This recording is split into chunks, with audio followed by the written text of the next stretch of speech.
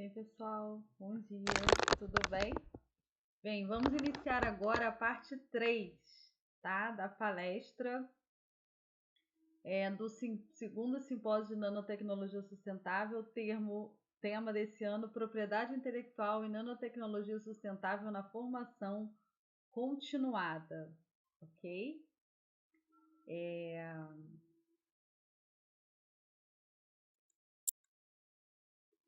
Bem, eu falei que essa parte final a gente vai se deter na obtenção de 2 produtos, que é a parte de laboratório, e acoplar com a modelagem matemática, tá? Não vou detalhar, apenas é uma apresentação para vocês saberem que existe. Esses resultados iniciaram a apresentação deles num simpósio de modelagem também presente na UERJ, tá? Que é o simpósio de modelagem computacional, já é bem tradicional dessa área, e que associa também materiais naturais a essa modelagem matemática, ok? Então a gente vai especificar 2 materiais de origem natural e os 2 obtidos a partir de rejeito e tratamento. O primeiro, através da casca de ovo de galinha, que é um rejeito extremamente rico, né, em substâncias inorgânicas e também orgânicas, e é muito desperdiçado, né, constitui grande parte de rejeito, e o seu uso pode ser biocerâmicas, desde fertilizantes de solo para agricultura, até biocerâmicas para recobrimento de prótese ortopédica, porque a hidroxiapatita, uma biocerâmica ou apatita, obtida desse rejeito, é o biomaterial mais biocompatível que existe, tá? Para patologias ósseas. Então, ele é extremamente importante. E o outro, que é um biopolímero obtido de carapaça de caranguejo, ok? Então, pessoal, em relação à casca de ovo de galinha, né, a gente sabe que a gente pode obter nanopartículas. Essas nanopartículas possuem alta área de superfície, podem ser biofuncionalizadas e elas podem ser utilizadas sozinha, acoplada com bioativos, ou então elas, as hidroxiapatitas e apatitas em nanopartículas de casca de ovo de galinha, elas podem absorver, captar, então elas são extremamente utilizadas na biorremediação de rejeitos, tá? Então ela tem uma série de aplicações, tá? E a gente vai falar apenas o básico, dizer que existe caracterizações dessas nanopartículas, embora o nosso foco não é ensinar essas técnicas, mas basicamente precisam ser caracterizadas por essas ferramentas básicas, a fim de garantir que se trata da nanopartícula que a gente quer obter, ok? Então, por que obter nanopartículas e biocerâmicas é extremamente importante, né? Por que é tão importante?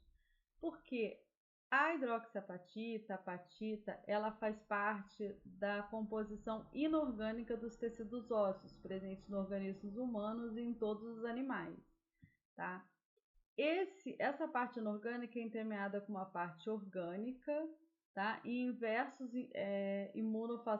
imunofatores e bioativos que juntam formam um compósito, que é o compósito ósseo natural. Então, qual é a vantagem de você obter uma nanopartícula, né, de apatita natural? É exatamente essa. Por ser um material natural, é mais fácil haver, né, a chance maior de haver biocompatibilidade, então tem que fazer todo aquele teste toxicológico previamente, que eu mostrei na parte 2, e é mais fácil também para o organismo biodegradar. Então, a reposição do biomaterial, por exemplo, numa ferida óssea, a reposição feita ao longo do tempo, quando a apatita é de origem natural, em geral, ela é mais solúvel, mais biodegradada do que obtida em laboratório. Então, essa é uma grande vantagem. E a gente pode obter diversas formas dessas nanopartículas, tá? diversas formas da hidroxiapatita também natural em bulk, e o que vai variar é exatamente, em geral, a temperatura de calcinação e a rota, tá? Diferentes rotas verdes de biossíntese, você consegue modular e obter diferentes materiais de apatita ou hidróxido de cálcio, ou fosfato de cálcio ou hidroxiapatita, de diferentes composições químicas. Então você consegue fazer uma biomodulação, tá? Desses nanopós que você obtém a verde.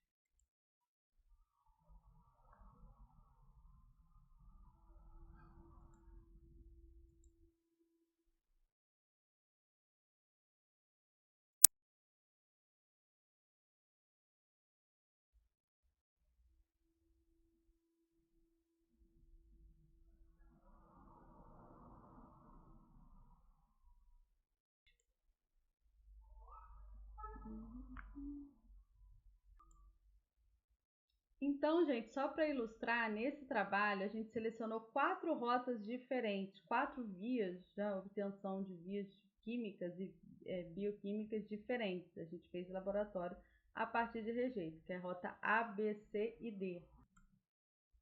Então, pessoal, nessa primeira rota que a gente chamou de rota A, o que a gente fez? A gente chamou de a rota A como material alternativo, tá? A gente pegou, após tratamento adequado num protocolo específico, a gente adicionou em Becker, dissolveu ela em ácido acético glacial, fez todos os preparos de repouso, depois da dissolução da casca, né, da biocasca.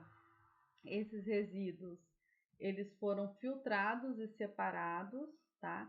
Em seguida foi adicionado 50 ml dessa casca que ficou retido no filtrado, 50 ml de ácido fosfórico a 2 mol por litro, tá? Colocado em agitação até 50 graus Celsius por mais ou menos 6 horas. Lavamos 3 vezes com água miliquê, deixamos a agitação e aquecimento a 50 graus e depois toda essa solução foi seca em estufa a 40 graus para secagem, em seguida armazenada hermeticamente e levada para caracterização. Bem, essa rota B ela é mais específica, que a gente pegou o carbonato de cálcio obtido na casca, a gente também fez a dissolução em ácido acético glacial, só que a gente deixou pernoitar. Agora a gente fez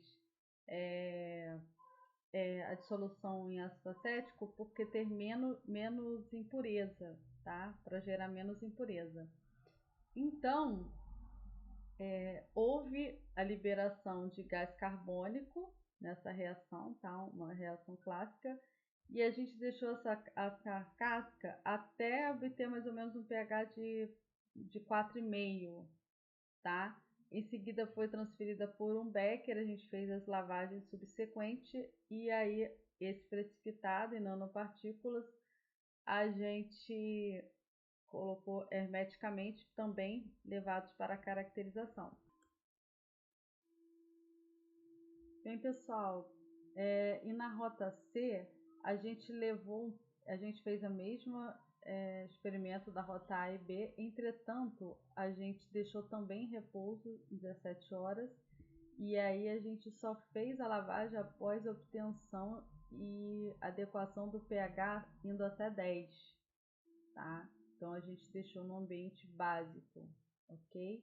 E aí depois esperou fazer uma precipitação do hidróxido de cálcio.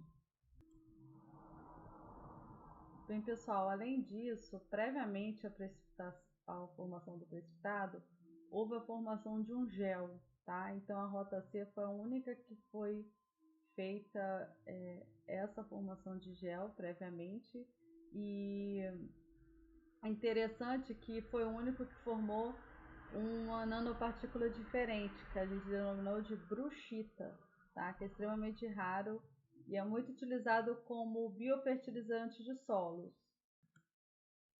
Na rota D, gente, especificamente, a gente utilizou uma calcinação, né, após a trituração da casca e protocolos de lavagem e remoção dos resíduos.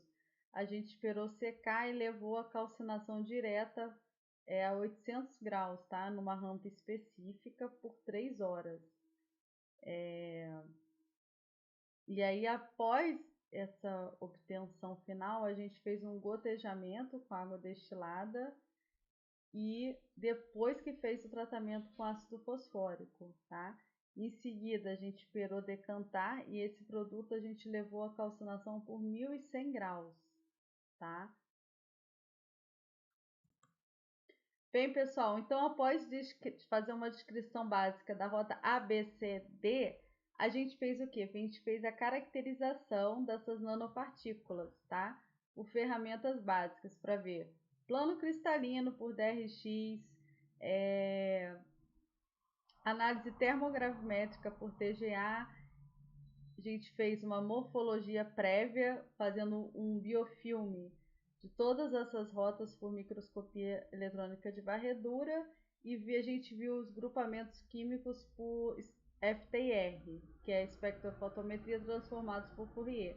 Só para a gente fazer uma varredura prévia para a gente identificar qual seria a rota que a gente ia aprofundar. Então, pessoal, como primeiro resultado, das 4 rotas, a C foi a única que deu uma diferença grande, não saiu como apatita, saiu como bruxita.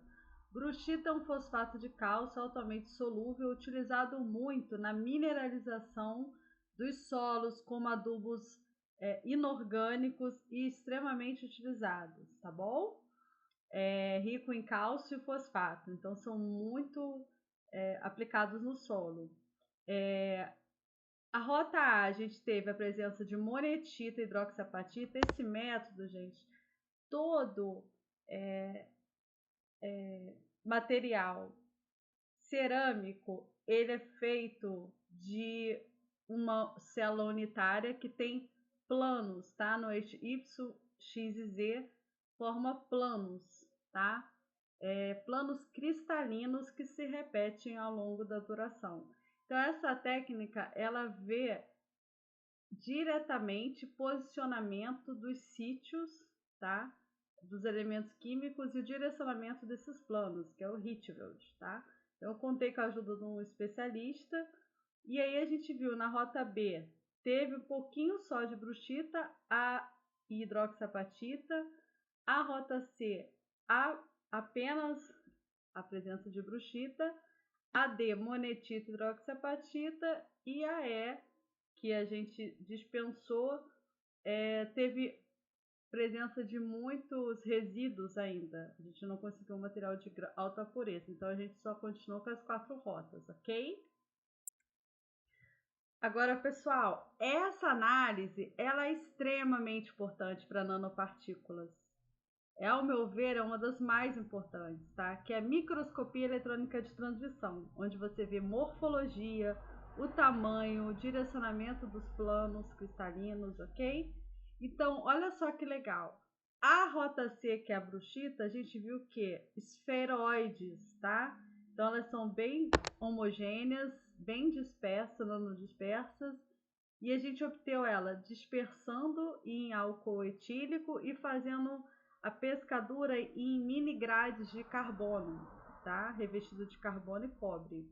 Aí a gente levou no microscopia eletrônica de transmissão e a gente obteve essa imagem. A rota A foi uma apatita mais agulhada, a B também formou esses grumos e a D também. As 3 tiveram, a rota A, B e D, a presença de monetita e hidroxiapatita. Todas, como a gente pode ver, a gente obteve a faixa de funcionalização. Qual é a faixa de funcionalização? 10 a 100 nanômetros. Então, todas as rotas a gente conseguiu obter hidroxiapatita nanométricas e a bruxita, ok? Outras análises que a gente fez de conformação foi a FTR para ver os grupamentos químicos. A gente conseguiu ver os 3 elementos químicos, que é o fosfato, carbonato e a hidroxila, que compõe as hidroxiapatitas, e da mesma forma a gente viu para análise de espalhamento por Raman, tá? A gente também consegue ver os elementos químicos através da vibração das moléculas. Então, ela tem identidades específicas nessas vibrações. Então, gente, como conclusão desse primeiro trabalho da obtenção de nanopartículas verdes a partir dos rejeitos, a gente viu que foi possível obter, e através de todas as análises de ferramenta, a gente conseguiu identificar respostas que, ao se somado, a gente conseguiu definir que se trata de nanopartículas biofuncionais, tá? Então, é possível obter nanopartículas a partir desses rejeitos. E aqui, só fazendo um paralelo, né, que a gente, depois que a gente obtém as nanopartículas verdes, a gente pode testar elas em cultura de células e análises microbiológicas. Vamos ver como que a gente faz isso? Bora? Então, gente, ao partir dessas mesmas nanopartículas que a gente mostrou acima, a gente seleciona os biomateriais, faz o condicionamento, a esterilização direitinho e leva numa proporção de 1 grama para 200 ml de água miliquê, ok? Esse é o nosso extrato e a gente segue a norma ISO, tá? Para a gente fazer antes do teste microbiológico. E só fazer um adentro, antes de chegar no teste propriamente dito, é importante a gente saber que a gente vive num país, né, onde as maiores fontes de biodiversidade se encontram, principalmente na floresta amazônica. Então a gente é um país extremamente rico em recursos naturais, e a minoria desses recursos são catalogados, né? Então a gente talvez tenha o maior tesouro na mão do planeta Terra. A gente tem que fazer bom uso desses recursos, ok? Então, bem, pessoal, conforme a gente já mostrou, né, a bruxita, além de ser também utilizado muito como fertilizante de solos, ela também é usada como um biomineralizador, tá? Em sistemas biológicos e também no organismo humano, como também biomaterial para reparo ósseo, biomateriais até para implantes e diversas aplicações ortopédicas, e principalmente onde a bruxita é mais utilizada é como fertilizante de solos.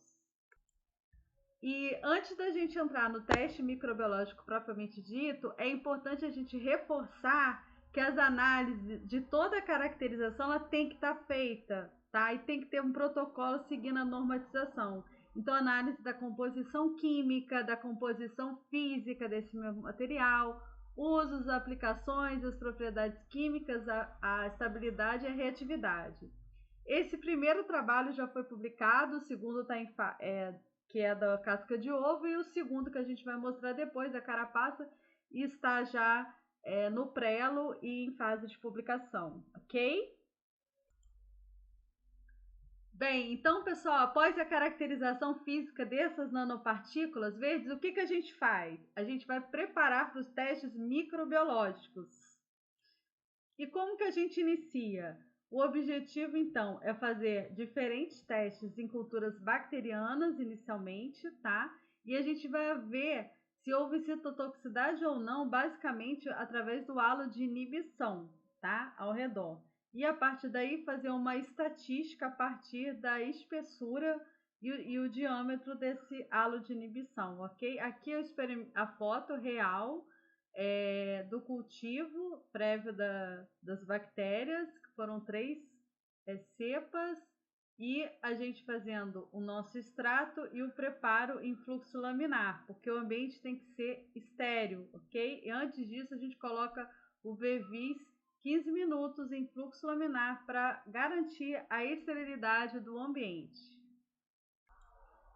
Então, pessoal, só para dando prosseguimento, a gente utilizou então 3 cepas de espécies diferentes de bactéria para esse teste, tá? Escherichia coli, Staphylococcus aureus e Pseudomonas aeruginosa. A gente fez a indicação da citotoxicidade ou não através da aplicação de discos, né, numa espessura específica da norma ISO, estéreis, e a gente utilizou o sobrenadante que estava imerso, cada 1 grama de material em 10 ml de água miliquê. A gente pegou esse sobrenadante, molhou os filtrinhos e colocou em diferentes quadrantes. A gente dividiu as placas de Petri em quadrantes e colocou esses disquinhos nos diferentes quadrantes para analisar o halo. A gente deixou 4, 24 horas, 4, 24, 72 horas, ok? Então, apenas para fazer um detalhamento, a gente utilizou então 1 grama de cada material das 4 rotas, tá? Em 10 ml dessa, aqui está escrito destilado, é miliquê, tá? E deixou-se em incubadora de CO2 por 24 horas. A partir desse extrato puro, a gente faz a chamada de diluição seriada, que é de 100%, 75%, 50%, 25% até o 0%, que é apenas a água miliquê pura estéreo, tá, gente? É feito em ambiente estéreo. E aí a gente utilizou 2 tipos de meio testes para as 3 cepas bacterianas. Um específico de bactéria, que é o manitol, e outro específico que seria para fungos, que é o saburro, tá? Aqui a gente explicando, né, a posição dos discos nas diferentes cepas bacterianas, deixando 4, 24, 72 horas a fim de avaliar o halo de inibição. Como resultado dos testes iniciais, após a gente fazer o tratamento dos halos de inibição, dados estatísticos, né, e fazer toda a matemática de resposta do halo de inibição, nós vimos que a bruxita, que é menos apareceu a inibição, tá? Oi, pessoal, agora a gente vai para o segundo biomaterial obtido por rota verde, tá? Que é biossíntese verde, que é a rota da obtenção de biopolímeros através do tratamento de rejeitos de carapaça de caranguejo presentes no mar. Então, pessoal, nessa rota, as carapaças de caranguejo a gente pode obter ela pela Merck ou fazer todo o tratamento. Em seguida, a gente dilui essa quitosana em 6,25 ml de ácido acético, solução de ácido acético a 2%, para fazer o que? A digestão dessa amostra. Em seguida, a gente leva num outro recipiente, faz um gotejamento controlado dessa solução da quitosana, tá? Após a extração, em uma solução de hidróxido de sódio a 5%. Esse gotejamento tem que ser totalmente controlado. Ao gotejar a solução, né, do gel, quer dizer, a solução do ácido acético na quitosana diluída no hidróxido de sódio, forma automaticamente esferas de géis, tá? Então, esferas controladas de géis. Todo esse gotejamento é controlado. Em seguida, essas mesmas esferas, elas são colocadas em biofiltros, filtradas a vácuo, tá? São lavadas e elas são liofilizadas imediatamente no liofilizador, para garantir que não perca nenhum tipo de espessura, tá? Lembrando que até essa fase a gente não está se tratando de preparo de nanopartículas. A nanopartícula seria através de um uso posterior a essas esferas, tá? Que é por bottom up, bom? E essas esferas gelificadas e congeladas, elas então são dessecadas a vácuo, que é um aparelho chamado liofilizador, e aí você não perde nenhum diâmetro da esfera gel para a esfera seca. Elas ficam como se fossem esferinhas de isopor, tá? Em seguida, todas essas esferas são colocadas em placa de Petri e são secas em estufa controlada a 50 graus por 5 dias consecutivos. Lembrando, se essa secagem for menos que isso, não dá certo o experimento. Tem que ser 5 dias, tá bom? Então, pessoal, apenas para resumir, né, a gente teria várias outras fases, mas aqui é apenas uma apresentação para vocês. A gente fez inúmeras outras análises, mas eu selecionei aqui umas bem específicas. A gente fez análise por Raman, que é essa primeira aqui, ó, espectro em vermelho, que a gente identificou os grupos clássicos da quitosana. A gente viu um material pelo DRX semicristalino, né, que a gente consegue ver os planos Então é semicristalina, a gente não obteve uma cristalinidade definida. E é importante, como a quitosana ela é muito utilizada por drug delivery, ou seja, carreamento de bioativos e biomoléculas, é importante muita gente fazer testes de degradação. Então, testes de degradação foram feitos, tá? Também seguindo a normatização, e finalmente a gente fez testes em cultura de células utilizando como parâmetro a atividade mitocôndria, tá? Pela redução do sal de azul de formazana, que é o chamado teste do MTT. Então, nesse teste, a gente viu que todas as amostras das esferas teve um LD50, ou seja, não matou mais que 50% das células. Logo, o material não foi tóxico, pelo contrário, ele foi bem absorvido pelas células, tá? Foi bem biocompatível in vitro. Bem, como eu expliquei para vocês que a degradação é um fator muito importante em todo biomaterial, né? Porque o organismo humano ele precisa o quê? Você precisa levar o bioativo, mas ele precisa reabsorver, né? Então, sempre é adequado fazer uma modelagem matemática para ver o grau, a perspectiva de degradabilidade desses biomateriais, tá? Dessas nanopartículas a ver. Nesse caso, a quitosana, como ainda não estava na fase da partícula, apenas ela micrometricamente, as esferas, a gente fez uma modelagem de previsibilidade, né? Através de um cálculo matemático que é a razão dessas esferas num volume que a gente denomina de volume finito e consegue predizer o grau de difusão, coeficiente de difusão, e o grau de liberação dessas moléculas ao longo do tempo.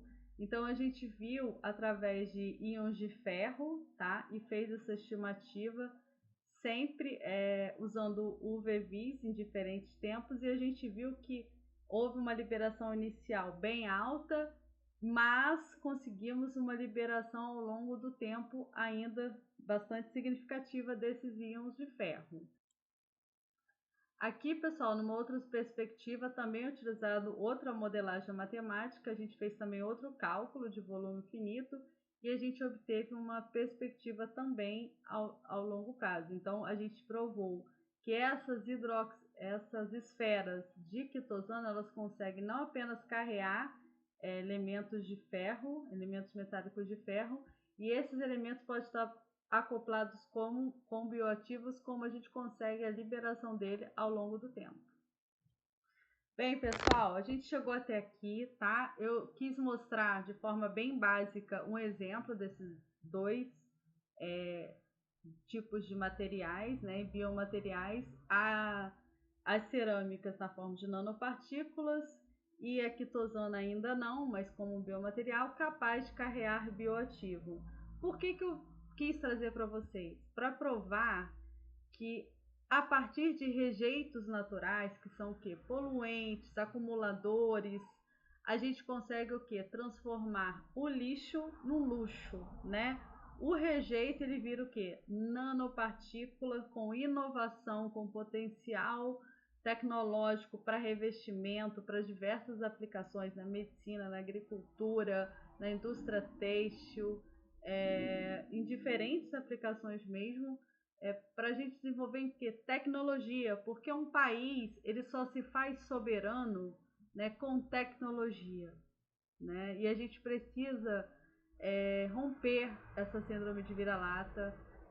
A UERJ, bem como demais instituições, eu também sou pós-doc sênior na UF, ela tem corpos humanos com potenciais para a gente alavancar, né, essa economia, principalmente do estado do Rio de Janeiro, que é uma economia que precisa ser ativada, e a gente não consegue ver nenhum país soberano que se desenvolveu sem investir em tecnologia de ponta, em patentes, em inovação, óbvio. E também no ensino básico, a gente tem muito professor do ensino médio aqui presente, né? E agradeço imensamente a paciência, né, de assistir essa palestra até o final. É com muito carinho, muito prazer que eu estou aqui hoje e eu deixo esse recado que a gente tem que investir principalmente no básico, mas a gente não pode perder essa perspectiva futura, que é investimento em inovação, patentes e novas indústrias, indústrias verdes, para que o país fique com respeito à natureza, né? Respeito ao nosso país biodiverso, mas com essa perspectiva futura de um crescimento de um estado, de um país. Muito obrigada pela atenção. Agradeço em especial o convite da Vânia Buco Campos e da Alaide Barreto, tá? A Catarina Ecardi, que é a coordenadora, né, do curso. Parabéns pelo projeto de vocês, esse projeto de extensão tão bacana, e eu espero que essa palestra sirva para alguma coisa na vida de vocês, que está para entender aquilo que a gente tem disponível hoje dentro dos biomateriais, da indústria de inovação e da modelagem, tá bom? Até a próxima, obrigada pela atenção. Deixo aqui o meu muito obrigada e agradecimento especial aqui à equipe, né, que sempre ajuda nesse trabalho. Faltou muitas outras pessoas, porque sempre é uma equipe em grupo, mas eu trago aqui os principais.